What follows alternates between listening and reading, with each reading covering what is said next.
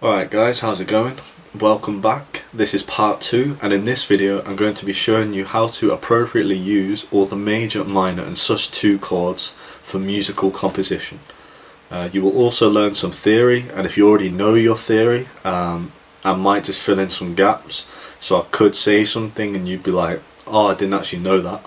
That actually makes a lot of sense now. So stay tuned because you might learn something. A lot of people say to me, why do I need to learn theory? The thing is, if you pick up a guitar and just try and write something when you don't know any theory, you don't actually know what you're doing, you're literally just butting your head against a wall. Because the thing is, somebody has already went through all the trouble of finding all the different combinations of groups of notes that work well together, and those are keys, and keys are the sort of center of music theory. The most common types of keys are major and minor, right? We have 12 notes on a guitar. All of those notes have a major or minor key assigned to them, right? And they all have a different setting or mood. So you can pick whichever key you want depending on whatever, like what type of track you're trying to write.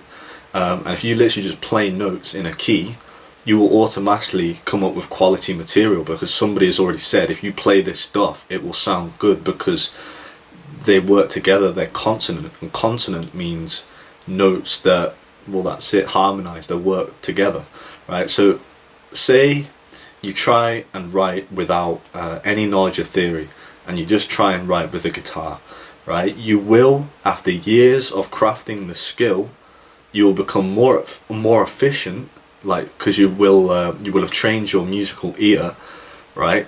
So you'll become more efficient at basically using a method that is shying away from a more efficient method of just, that would literally just tell you and give you exactly what you want. So there's no point in even just developing this skill, this craft, when it's just a complete waste of time, when you could just use the different method of just watching this video, learning the keys, and then boom, you know how to make great music. Literally, you can just take sequences and notes that are in a key and put your name on it, and everyone will be like, wow, how did you write that? That sounds so good. Because somebody already gave me this, somebody made these keys, somebody put them together. And that is why you learn your keys, because if you don't and you're just messing about on a guitar, you literally have no visibility on what you're doing, and you're just not doing yourself any favors. And the thing is, even if you do that to improve your ear, we're not trying to improve our ear here, we're trying to write quality songwriting material. So if you want to use a method that works, you want to play your keys essentially, because that will give you quality material, right? Anyway, let's get on with it. Right, so I said that we have 12 major keys and 12 minor keys because each of the 12 notes have a major or minor key assigned to them, right? So I'll take you through it all, and this will explain how all the major, minor and sus2 chords, like how you find out what ones you can use in what key, right? So this is everything that I have for you today, right? So this is the key of C major, right? So the root note is the note C, okay? And it is the most iconic key because it's the only major key that has no sharps or flats, right? So no other major key just has natural notes. All the natural notes are all the white keys on a piano, right? So if you just play all the white keys on a piano, you will actually be making musical sense, and will be playing in the key of C major, right? So you start with C, and then you might be thinking, okay, so how did you work out what notes are in that key? Right, you go up here, and this is the major scale spelling. This is how you find out every single major key, right, from whichever root note you want, whether it's a C, C sharp, D, D sharp, E, F, F sharp, whatever, right? So, but what does this actually mean, right? Right, the T's are tone, S is semitone. Right, so what you do is you start at C, and then where it says a T, you go up a tone. So a tone is 2 notes, so you go up 2 notes from C. So you go C, C sharp, then to D. Right, so it's sort of like you go up C sharp and then D. Right, so you went up 2 notes, you end up at D, and then you want to go up another tone, which takes you to E, because you go D sharp then to E. right? And then you want to go up a semitone. So from E, it just takes you straight to F, right? Then from there, you go F sharp G, you know, because it's another tone, and it just keeps going until you end up back at C, because like the last one is an S. A B, go up one semitone, takes you to a C, and it takes you back to the start. So that is how you work out every major key. It doesn't matter, like again, like you start on G, you want to make G major, you go up a tone, right? That takes you to A, because you went from G sharp to A, then A sharp to B, and then from B to C, which is that semitone. It's just one note, right? So that's how you work them out. And then these Roman numerals under here, they are called well, they are the Roman numeral analysis, and what that tells you is two details. The first one is just a very minor detail. It just tells you the numbers of the scale of the key, so the scale degrees, the scale pitches, right? So like, you know, it's like here's your first note, here's your second, your third, your fourth, fifth, sixth, seventh, and then it just goes back to the first, right? But then the more important detail that it shows you, it also shows you which major, minor or diminished chords you can play within a major key, right? So this one here with like the little circle, right, that is the diminished chord that you can play in a major key, but that's not important because I haven't taught you diminished chords, right? So you see how this I is capitalized and then these are not, right? Basically where there's a capitalized like numeral, it's that is where you can play a major chord, right? Where they are lowercase, it's a minor chord, right? And for example, like this one here, this is the fifth scale degree, 1, 2, 3, 4, 5. That's actually uppercase, but you can't really tell. But it doesn't matter, because what I'm going to say to you is, like, a lot of these details you might want to write down, because I'll just tell you some information and I'll just be like, oh, if you remember this, you will know what to do. So you might just want to write it down so you know, and that you can just flip back to it and remember it, right? So anyway, in any major key, because if you notice, they're all the same. All these are major keys and they just all go up like the same, right? So in any major key, the chords will always go major, minor, minor, major, major, minor, diminished, and then back to the first one, right? So literally you can even just write those words down or write these numerals down just so you know, right? So just remember that. So it doesn't matter if you're thinking, oh, is this one lowercase, is that a minor or a major? It doesn't matter, because I'm just saying major, minor, minor, major, major, minor, diminished. Okay, so that is how you know in any major key which minor or, well, major or minor chords you can play. So in C major you can play a C major, you can play a D minor, an E minor. Like in G major you can play a D major, a C major, and A minor, like an F sharp diminished, right? So that's how it works, right? So that's how you know how to, well, that's how you know what major or minor chords you can play in a major key, right? So now let's move over to minor keys, right? What you'll notice is, right, this is the key of A minor, right? And what it is just the sixth scale degree, right? So the sixth note in the key of C major written out starting on the A, because every single major key has a relative minor scale in it, right? So because you have 12 major keys and there exists a minor key within all of them, that then means there are 12 minor keys, which give you your total of 24 major and minor keys, which is a major or minor key for each of the 12 notes, right? So what's important about this is, because every minor key exists within a major key, and like I say, every relative minor key, like for example G major, right, you take the sixth note, E minor, and you just rewrite it starting on the E, right? Because it's the sixth, right, the Roman numerals just start from there, okay? So like, so when you start on a major key, right, you start with like the number 1 and it's a major chord, right? So because you start on number 6, right, so number 6, it goes to 7, then it goes back to 1 again, right? So here we're at number 6, it goes to 7, then back to 1. So that's how you know. So all it is just the same numerals, but just starting from a different point. and they're the same for every single minor key, because like I say, every minor key is just the 6th note of a major key being written from that point. So in A minor you can play like a minor, A minor, sorry, like a C major, a D minor, an E minor.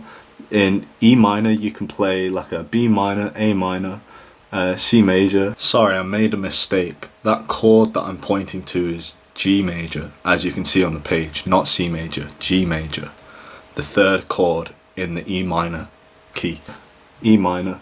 Right, so you can even write this down, like I say, like the major ones go major, minor, minor, major, major, minor, diminished, right? So if you sort of start that pattern from the 6th pitch in a major key, they go, so you can write this down, so all the minor keys, right, the order of the chords go minor, diminished, major, minor, minor, major, major, minor. So it's just back to this one, right? So then that's how you know what keys you can play in, sorry, not what keys, what major or minor chords you can play in minor keys. Now the thing is, I've only shown you how you can find a minor key from, so essentially you can only find the relative minor key of whatever major key you are in. So that doesn't help you much, because say like you write out C major and you want to find out, okay, what notes are in B minor, right? The only minor key that exists within C major is A minor. So that doesn't help you find out what B minor is. So what you do is you use the minor scale spelling. Just like how there's a major scale spelling, there's a minor scale spelling. And what you will notice about the minor one is, right, the major one, right, the 1, 2, 3, 4, 5, 6, right, the 6th pitch, like I say, the 6th pitch in a major key, right, will be its relative minor, right, and this, the start of the minor scale spelling starts of the 6th like note in the major scale spelling, right? It goes like TS, TTS, TT, TTS. Sorry, last edit. I don't know what I was saying then, and I don't know what I was doing with my finger either.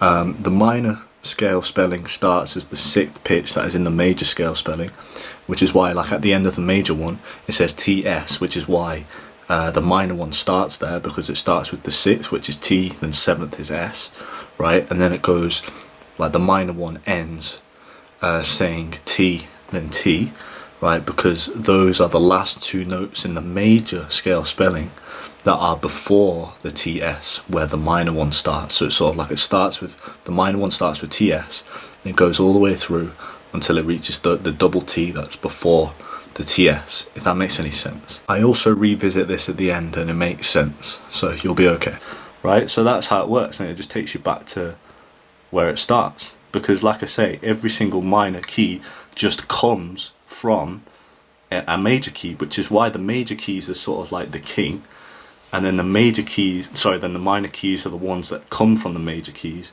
and then from the minor keys you can create like harmonic minor keys, melodic minor keys, which you just change the spelling, you just sort of edit them, but we're not going to get into that. Right, so that is how you can work out any minor key, right, and then that's how you work out any major key, and obviously you use just the numerals to figure out which major and minor chords you can play in any major or minor key, right? And then the last thing is, in both the major or minor keys, how do we know what Sus2 chords we can play?